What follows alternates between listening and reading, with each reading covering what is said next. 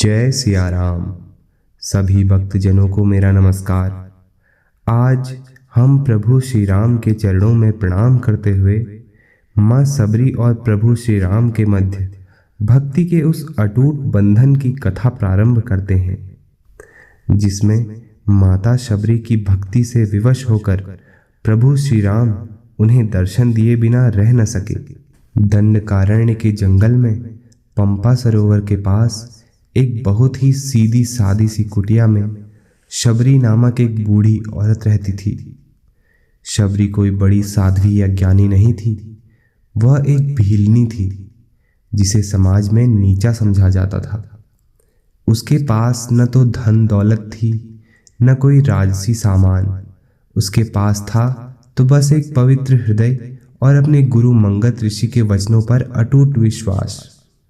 जब गुरु मंगत ऋषि का अंत समय आया तो उन्होंने अपने सभी शिष्यों को मोक्ष के लिए जाने की आज्ञा दी, लेकिन शबरी ने रोते हुए पूछा, गुरुदेव मैं तो अज्ञानी हूं, मेरा क्या होगा? तब गुरु ने शबरी को आशीर्वाद दिया, बेटी तुम यहीं रुको, अयोध्या के राजकुमार भगवान श्री राम तुम्हें दर्शन देने के लिए यहाँ स्वयं आएंगे। तुम्हारी सेवा का फल तुम्हें उनसे ही मिलेगा। बस गुरुदेव के इन्हीं वचनों पर शबरी का पूरा जीवन टिक गया। गुरु के जाते ही शबरी ने अपना जीवन राम के इंतजार में समर्पित कर दिया। उनका हर पल सिर्फ एक ही काम के लिए था, राम की सेवा के लिए तैयारी करना।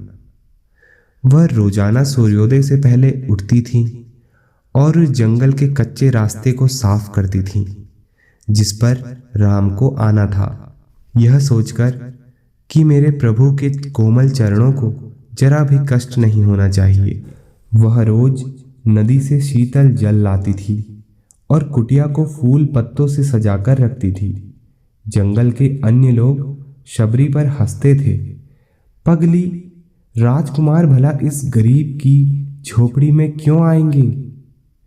लेकिन शबरी हमेशा मुस्कुराकर कहती थी, मेरे गुरु ने कहा है तो राम जरूर आएंगे। 10 साल बीतते गए।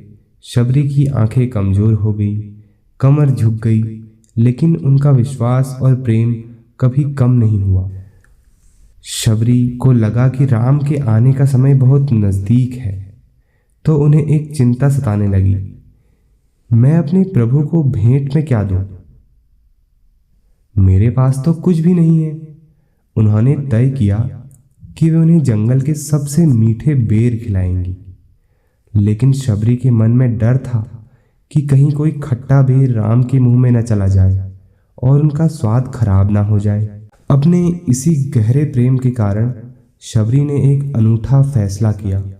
उन्होंने एक एक बेर को अपने मुंह से चखना शुरू किया।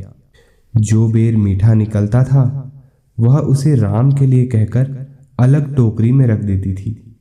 जो बेर खट्टा होता था उसे वह खुद खा लेती थी या फेंक देती थी। शबरी के लिए यह जूठा करना नहीं था, यह अपने प्रभु को सर्वोत्तम वस्तु देने का एक प्रेम भरा प्रयास था। समय बीतता गया, शबरी की उत्सुकता बढ़ती गई कि भगवान जल्दी ही उसके पास आने वाले हैं।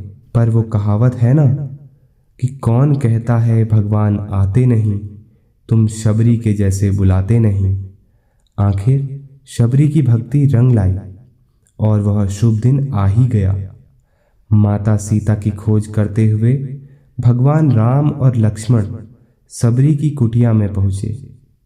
वर्षों के इंतजार के बाद अपने सामने राम को देखते ही शबरी सुध-बुध भूल गई। उनके पास बोलने के लिए शब्द नहीं थे, बस आंखों में आंसुओं की धार बह रही थी। शबरी ने राम के चरणों को धोया और फिर वही चखे हुए मीठे बेर उन्हें खाने के लिए दिए। लक्ष्मण जी ने यह देखकर संकोच किया, लेकिन राम ने मुस्कुराकर वह बेर अपने हाथ में लिए और खाने लगे। राम ने लक्ष्मण से कहा, लक्ष्मण तुम इन बेरों को जूठा मत समझो, ये जूठे नहीं हैं, ये तो दुनिया के सबसे मीठे फल हैं, क्योंकि इनमें मेरी शबरी का सच्चा और निस्वार्थ प्रेम घुला हुआ है। राम ने शबरी के माध्यम से दुनिया को यह संदेश दिया कि वह जाति पाति नहीं देखते, वह धन दौलत ही नहीं देखते, वह तो सिर्फ भक्त का भाव देखते हैं। शबरी के जूठे बेर खाकर राम ने भक्ति को सर्वोच्च स्थान दिया। इस महान मिलन के बाद शबरी ने राम से आशीर्वाद लिया और उनके सामने ही अपने शरीर का त्याग करने का मोक्ष प्राप्त किया। शबरी की कथा हमें सिखाती है कि भगवान को केवल सच्ची भावना चाहिए होती है।